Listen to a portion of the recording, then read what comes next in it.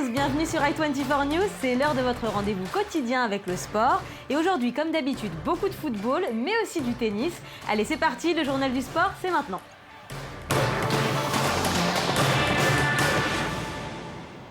Et je vous propose d'ouvrir cette émission avec du football. En Espagne, la Liga, ça y est, c'est reparti. Qui succédera à l'Atlético Madrid, le Barça, le Real ou bien l'Atlético lui-même? À moins qu'un quatrième larron ne vienne se glisser dans la course au titre. En tout cas, le Barça a déjà joué et les Catalans ont montré les muscles. Regardez les images, le commentaire de Mathieu Tobman. C'est sans Suarez suspendu ni Neymar blessé que le Barça a entamé sa saison à domicile face au promu Elche. Les Catalans, avec leur nouvel entraîneur, n'ont pas perdu leur style de jeu. Andrés Iniesta tente une incursion côté gauche. Il passe pour Mounir. Le jeune attaquant pivote et déclenche une frappe monstrueuse qui s'écrase sur la transversale. Le pressing catalan finit par payer. Busquets intercepte une mauvaise passe et lance Messi dans la surface. L'Argentin s'emmène le ballon sur son pied gauche. Il frappe croisé, petit filet opposé et marque le premier but de la saison pour les Blaugrana. Comme souvent, c'est le quadruple ballon d'or qui débloque la situation. Malgré sa domination, le Barça se fait surprendre en contre. Mascherano fauche maladroitement l'attaquant d'Elche. La faute est là et l'arbitre n'hésite pas. Il expulse le défenseur. Le coup franc qui suit ne donne rien. Seconde mi-temps, le Barça va doubler la mise. Rakitic lance Mounir dans la profondeur. L'Espagnol, plein de sang-froid, marque en extension de l'extérieur du pied gauche. Le joueur de 19 ans est la grande révélation de la pré-saison à Barcelone. Son entraîneur a toutes les raisons d'être satisfait.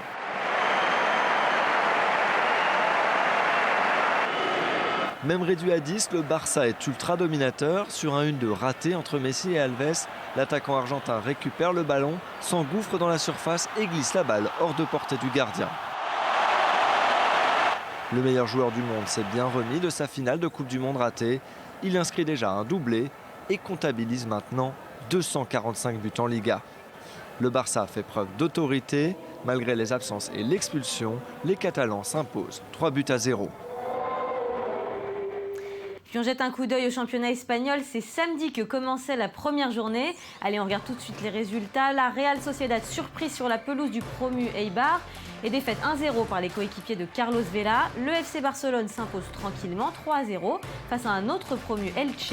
Et à noter également les victoires de Villarreal 2-0 face à Levante et de Malaga face à l'Athletic Bilbao 1-0. Enfin à relever le match nul 1 partout entre le FC Séville et Valence.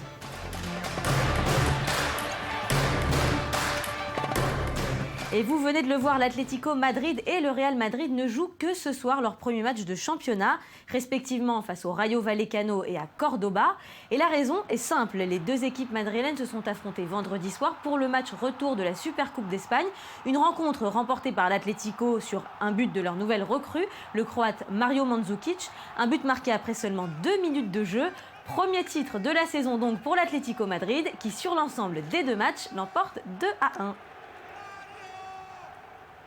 Et puis on prend des nouvelles de Zinedine Zidane. L'icône du football français a fait ses débuts comme entraîneur ce dimanche. Il s'occupe désormais de l'équipe de la Castilla, équipe réserve du Real Madrid, qui évolue en 3e division espagnole. Après 5 saisons sous le maillot merengue, le Français a enchaîné les postes dans l'encadrement du club madrilène. Aujourd'hui, à 42 ans, Zizou a commencé sa saison avec un match contre l'Atlético Madrid lors d'un mini-derby.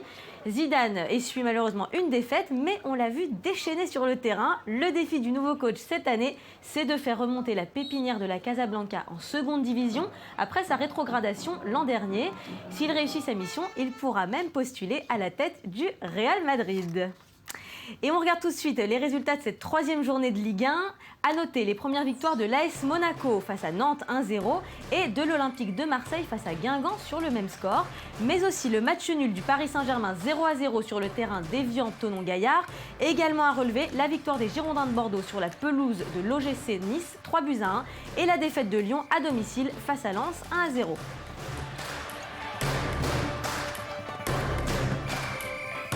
Et au classement, c'est donc Bordeaux qui, avec 3 victoires en autant de matchs, se positionne comme seul leader de la Ligue 1. Derrière, c'est Saint-Etienne et Lille qui, avec 7 points chacun, complètent le podium. Le PSG se classe quant à lui à la 6e place, à 1 point de l'OM qui est 10e. En bas de tableau, Evian reste lanterne rouge à égalité avec le Stade de Reims.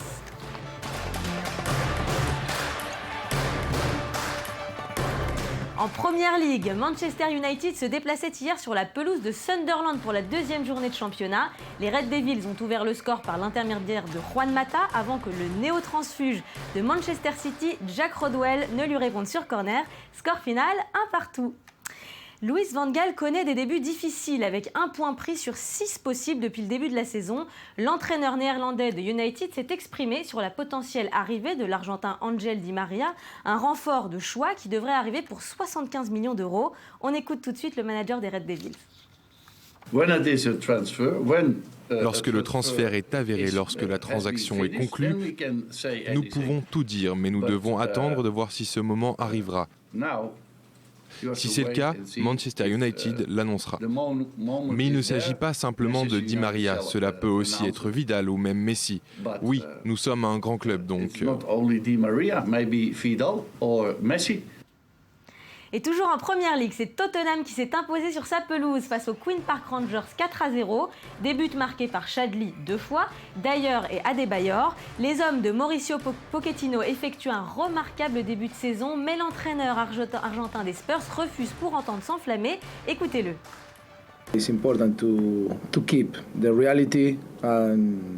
Il est important de garder les pieds sur terre et de rester calme.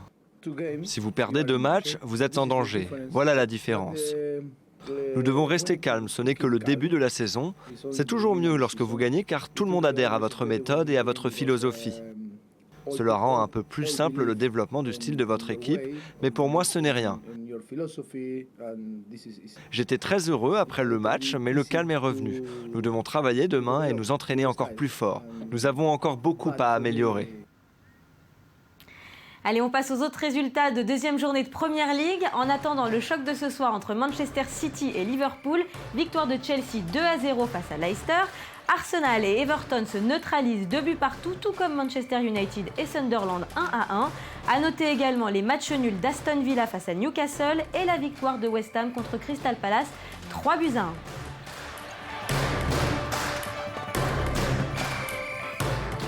Et en Allemagne, le Borussia Dortmund entame sa saison par une défaite 2-0 face au Bayer Leverkusen.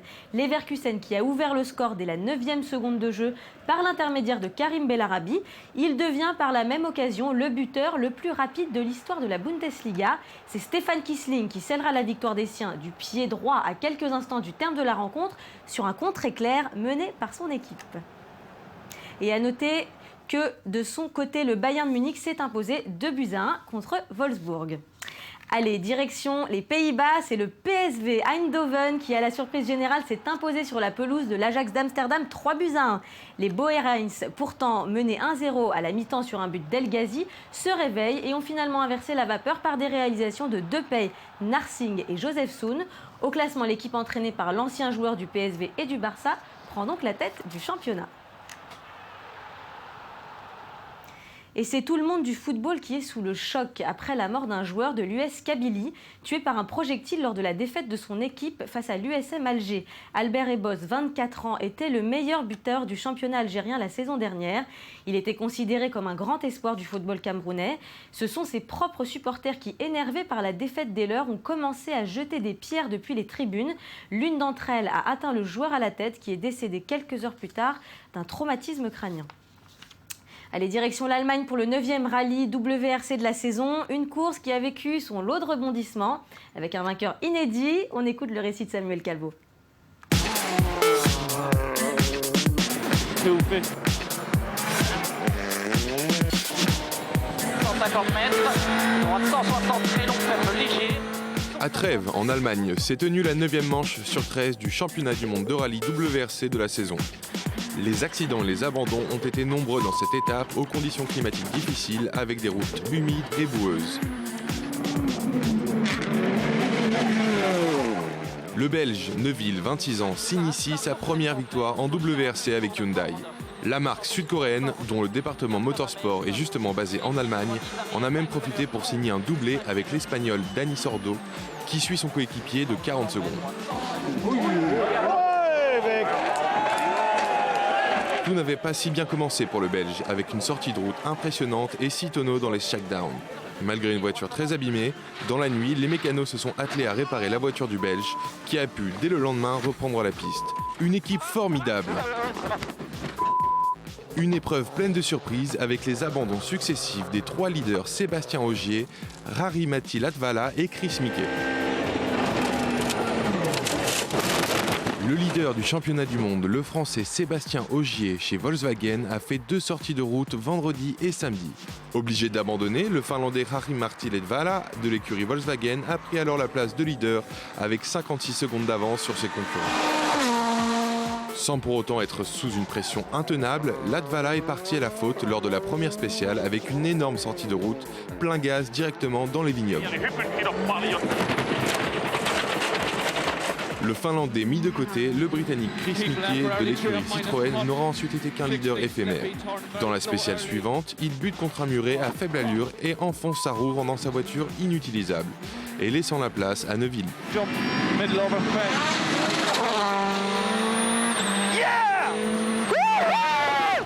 Le Belge signe ici une belle performance et offre un beau cadeau à Hyundai pour son année de retour au rallye et à la Belgique son 2e titre à un tel niveau. Le classement ne bouge pas, Sébastien Ogier reste largement favori pour le classement pilote et Volkswagen reporte la célébration du titre de constructeur qu'il ne pourra pas fêter à domicile. Prochain rendez-vous en Australie le 11 septembre pour une épreuve bien plus aride.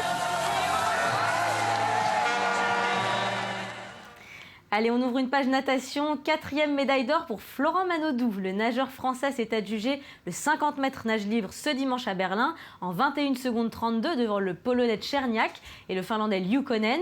Il empoche par la même occasion le meilleur chrono de l'année. 4 fois champion d'Europe, Florent Manodou rejoint ainsi sa sœur Laure, elle aussi quadruple vainqueur à Budapest en 2006. Les Manodou rentrent ainsi un peu plus dans l'histoire de la natation française. Et puis on parle tennis maintenant. L'US Open, c'est parti. Le dernier grand chelem de la saison débute cet après-midi à New York. À noter l'entrée en lice du numéro 1 mondial Novak Djokovic. Le Serbe victorieux à Wimbledon cette année a signé une tournée américaine jusque-là assez médiocre, mais il croit en ses chances de victoire finale. Écoutez-le. J'ai de grandes attentes pour moi-même, j'en ai toujours. D'autant plus à cette étape de ma carrière où je ressens que je suis au pic de ma forme physique. Je veux utiliser cette période de ma carrière pour gagner autant de matchs que possible. Évidemment, je sais que je ne suis pas le seul à avoir cet état d'esprit. Il y a beaucoup de joueurs qui vont se battre pour ce trophée. C'est le dernier grand chelem de la saison et c'est ici que vous voulez votre meilleur tennis. C'est ici que toute l'attention du monde sportif est rivée, pas seulement celle du tennis. Cela va être 2 longues semaines pour nous tous, mais je m'y préparais déjà depuis un certain temps et j'avais hâte que ce tournoi débute. Et en revanche, le Suisse Roger Federer, quintuple champion à New York et récent vainqueur du tournoi de Cincinnati, arrive dans des conditions idéales. Le Balois veut remporter ici son 18e titre du Grand Chelem, comme il le révèle, mais il regrette surtout l'absence de Rafael Nadal, le tenant du titre qui a annoncé être forfait jusqu'à la fin de la saison. Écoutez. Ce genre d'événement ne dépend pas d'un seul joueur, mais bien sûr c'est plus excitant avec lui. Nous, en tant que joueurs, espérons tous qu'il se rétablira très vite et qu'il sera très bientôt de retour sur le circuit. Cette année, j'ai joué beaucoup de bons matchs, pas seulement à Toronto et Cincinnati, mais je joue un bon tennis depuis la première semaine de la saison. Et puis vous arrivez à l'US Open en vous rappelant ce que cela fait de remporter des tournois. Vous vous en rappelez et vous y prenez goût. Vous oubliez presque qu'il est possible de perdre et votre confiance en vous s'accroît. Vous êtes de retour sur les rails de la victoire et vous savez, tout vous paraît simple. C'est bon d'avoir de telles sensations.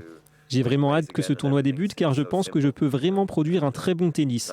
J'espère pouvoir montrer tout cela sur le court cette année.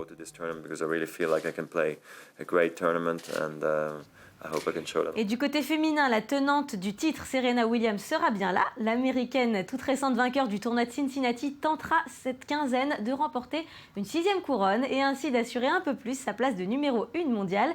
Je vous propose de l'écouter. Ces 2 prochaines semaines, je vais tout mettre en ordre pour pouvoir jouer 7 matchs. Si tout se passe comme je le souhaite, j'aurai vraiment de grandes chances d'aller loin dans ce tournoi. Mais nous verrons. Il faudra juste que je joue mes matchs dans ces conditions. Et puis regardez ces images de cyclisme, elles nous viennent de San Fernando en Andalousie. C'est la seconde étape de la fameuse course de la Vuelta, le Tour d'Espagne. Et c'est le Français Nasser Bouhanni qui a remporté cette seconde étape grâce à un sprint. Au classement général pourtant, c'est l'Espagnol Alejandro Valverde qui domine, puisqu'il a ravi le maillot rouge de leader à son compatriote Jonathan Castroviejo. La troisième étape conduira les coureurs de Cadix à Arcos de la Frontera sur près de 200 km. Et bien voilà, c'est la fin de cette émission. On se retrouve demain pour encore plus d'actualités et plus d'images sportives. Vous pouvez nous retrouver sur notre site internet i24news.tv. En attendant, restez avec nous, l'info continue sur i24news.